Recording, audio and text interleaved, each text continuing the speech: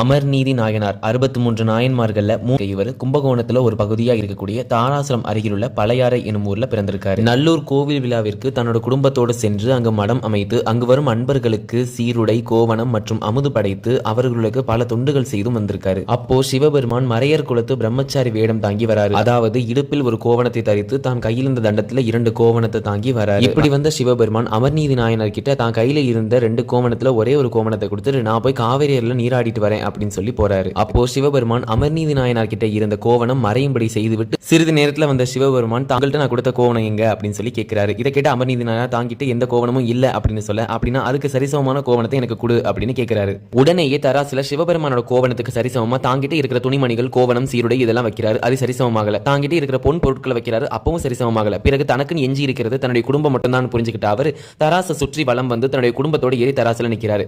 நான் இத்தனை நாள் செய்த சிவ தொண்டு உண்மையானால், சிவபெருமான் மீது நான் வைத்த பக்தி உண்மையானால் இந்த தராசு சரிசமமாக நிற்கட்டும் அப்படின்னு சொல்லி ஏறி நிற்கிறாரு. உடனேயே அந்த இடம் முழுவதும் வெளிச்சமாகி தராசு சரிசமமா நிற்குது. சிவபெருமான் உமையமையோட அந்த இடத்துல தோன்றி தன்னுடைய சுய உருவத்திற்கு வந்து அவருக்கு காட்சியும் அளித்து சிவலோக பதவியை அவருக்கும் அவருடைய குடும்பத்துக்கும் நல்கி அவருக்கு நாயன்மார் அப்படிங்கிற அந்தஸ்தையும் கொடுத்திருக்காரு. மேலும் அமர்நீதி நாயனாரை பற்றி தெரிஞ்சுக்கணும் அப்படின்னா அவருடைய குலம் வணிகர் குலம். இவருக்குரிய பூசை நாளாக ஆனி மாதம் பூர நட்சத்திரம் விசேஷமாக சொல்லப்படுது. இந்த வீடியோவுக்கு மறக்காம ஒரு லைக்கும், அமர்நீதி நாயனாரோட பக்தியை பத்தி நீங்க என்ன நினைக்கிறீங்க அப்படின்னு கமெண்ட்ஸ்லயும் மறக்காம சொல்லுங்க.